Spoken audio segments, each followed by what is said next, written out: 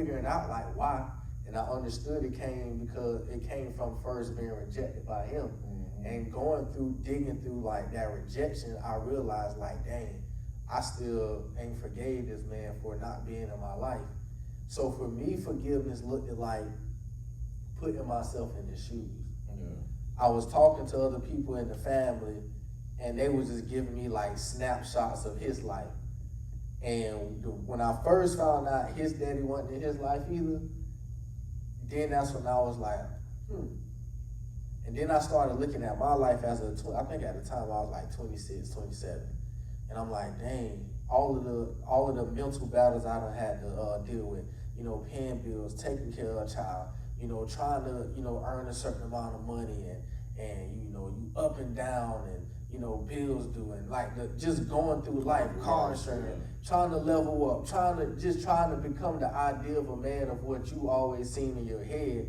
And I'm like, man, it's tough. It's super tough. And I got God, and it's tough. Right. So I'm like, this man ain't having none of that. So I'm like, I can see how, sometimes it's easy to just be like, nah, I'm straight. Exactly. Sometimes it's easier to just be like, I'm good. So I started to have empathy for him.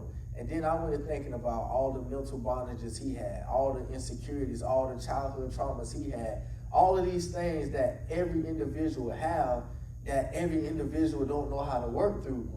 And I'm like, man, I can't hate this man for making that decision. I can't dislike him because I understand he wasn't rejecting me. It wasn't me that he walked out on. It was himself. Whatever he was struggling with or dealing with, for him, he couldn't face it. For him, he didn't feel enough. For him, he didn't feel worthy. For him, he just didn't amount up. So it feels like as people, when we wear shame, same thing with Adam and Eve. The reason why they went and hid themselves is because they was ashamed that they had sinned. So when you put shame on, it make you leave from people's presence. And to look at your little son in the face and know that you ain't got nothing and you ain't nothing, it's more hurtful to look him in the face than it is to just not even be there. And once I started understanding that, I was like, dang, man, I started to feel bad for him. I'm like, dang, man, I wish my boy had got some help. I wish somebody who had went through some stuff said, hey, little father, you ain't gotta be like that. I wish there was a Deonte or a Fonzo that could grab his hand and say, man, look, I'm gonna show you what this really about. I'm gonna show you how to actually become. But he ain't have that. So as I started going through forgiveness, for me, forgiveness came from having empathy about what he was going through. And then two, forgiveness was every time the thought, because it don't mean you go forget, but every time that thought come up, I had to speak life over it. God, I forgive him because I know what he was going, I have an idea of what he was going through. And I strongly believe he wasn't rejecting me. I know he loved me. He just didn't have the tools necessary to show that. He didn't have the tools necessary to provide that. So God, I forgive him for not being there. And for me, speaking life over the situation and speaking life into the person, every time I remember it is what allows me to walk through that forgiveness. People think forgiveness is a one-time thing. Forgiveness is something you pursue. You never grab hold of it. It's a choice you make every day you wake up.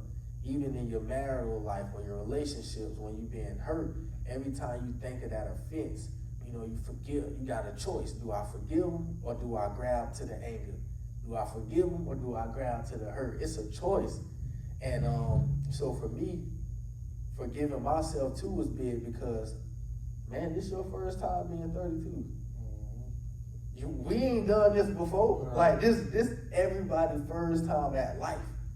Why do we expect to go through it perfectly, flawlessly? It's impossible. So I forgave myself by understanding, bro, you are human. You've never been here before. You're going to make mistakes. Just when you make a mistake, you learn from it and you don't repeat it. And going through that, man, it helped me forgive myself too. Because if you don't forgive, bro, it's like it's like you walk around with that title still on you. You walk around with that identity still on you, and you have to kill that identity. So that just, from me to you, bro, forgiveness is a choice. It's a decision. And the more we do the work of understanding like those situations, we can make that decision. And like, you enough, bro, the work you doing now, the realizations you done had, and the life and the things you went through, it's all evidence that you enough. Because if you wasn't enough, you wouldn't have made it through it. You wouldn't have. If you wasn't enough, you wouldn't be sitting on this couch telling your story. Right. If you wasn't enough, he wouldn't have put that vision inside your head to where when you close your eyes, only you can see it clearly. That's because you enough. And when you know you enough, you can forgive. If he, that's good. If he forgave who you was, and this the Almighty, if he said, bro, I ain't tripping on that, then we should be able to say, I ain't tripping on that. Yeah, most definitely. Like, you know? Yeah, man, I ain't gonna lie, man, you should help me. Like, yeah. When you say your father passed, you know, that's something that I always, like, that's a fear, one of the fear of a fear. Mm-hmm. Basically, my father passing away and me having to go to his funeral, realizing that, damn, man, I had a chance. All I had to do was do this, but like you say, you know, forgiveness is a choice, and you help me understand that a lot more, because once you don't forget it, you don't forget it, and it's like, okay, I'm trying to forget it, I'm trying to move on, you try to move forward, and then something occur, and then it's like, okay, damn, this nigga ain't changed.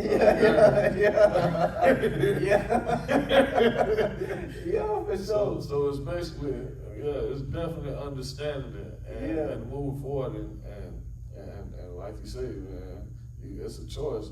You gotta make that choice to, okay, man, it is whatever, like, that ain't nothing, man. Yeah, heck yeah. Definitely, and then, like you say, man, you say another thing, the shame. For him, it might have been better being away instead of looking, you know. So that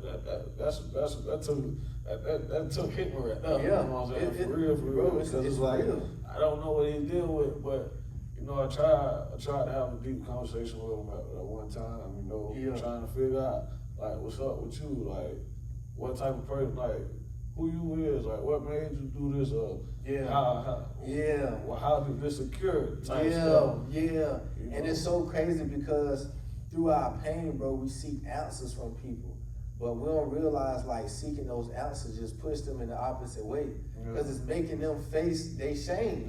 You know what I mean? Exactly. And so I tell people like be patient with your answers, right? Because watch this, love, bro, love conquers all, and because the first thing in love is patient. That's the first thing. So it's like, instead of me asking you all of these like interrogation, right? Like I'm gonna let you know that you love. I'm gonna let you know you love. Like, man, look, I don't care what you went through. I ain't even tripping on you not being there, bro. I love you. I just want a relationship now. And through showing that love, bro, you'll get answers. Because as a person open up you and feel safe and don't feel shame in your presence, they'll share. They'll share, but it's a real thing, bro. Imagine Junior grow up and he just outdo you in life. That's hard, but that's a hard pill to swallow, to look my son in the face. He's 32 and he got a car. I ain't got no car. He got a house. I ain't got no house. He married. I ain't married. I'm still like that's can be shameful, bro. You know. That's like right now, boy. You just explained a lot, boy. You know, so it's like.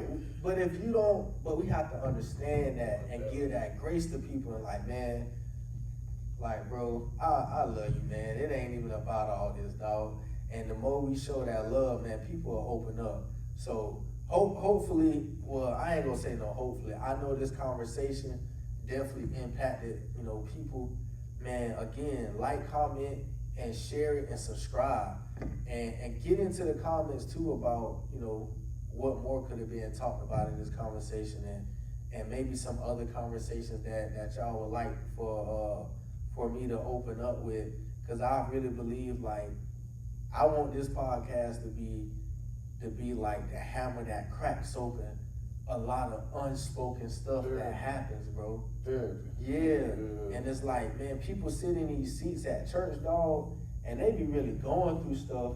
And I think the minister, the pastor, they be so in tune with presenting the word that they don't understand. Like, sometimes you have to take the concepts and the idea and what the word actually talking about and actually feed the people with a conversation. Like, we just, like, if you really listen to this story, this is a story about his redemption. This is a story about how he was lost and he got found. You know, This was a story about that. The same way every one of us is lost and how we got found. And we make a decision to continue to be found every single day, knowing we ain't perfect. And then we sat here and talked about forgiveness. And the perspective that was given, you know, edified him. And I'm pretty sure it edified other people that was talking. And like, preachers ain't getting up talking about that struggle. And some preachers done been in prison. And they would never talk about it. Because they still living in that shame. Because they ain't forgave themselves. Like, some preachers ain't gonna talk about running through 80 plus women. And the work that it took to no longer have that desire. They ain't talking about that. But people out there sitting down there struggling with that. You know what I mean? So it's like, that's what I want this podcast to be, a ground shaking thing to where it opens up, you know, people's perspectives and feed people in real ways that really don't happen, you know, in the presentation of church. So man, I thank you, bro, for having this conversation, for being transparent, vulnerable, and open, and having the courage to even share your story, bro, to hundreds of people, thousands of people that's gonna watch this. And man, it's many more to come from this. And from one brother to another, with your vision and your goals, bro, anything that you need, if I got it, you got it. Any way I can help you accomplish that, bro, I'm here with it. And I can promise you, I ain't like everybody else that just go say that because it sounds good. No, I'm saying that because I really mean it. And I don't allocate my resources, my time and attention to stuff that I don't really plan on, you know, really following up on. So it's real over here, bro. But again, man, this is the Lions Den podcast. This episode 2. The pleasure to sit here with Deonte, man. With that being said, Lion I roar, Lion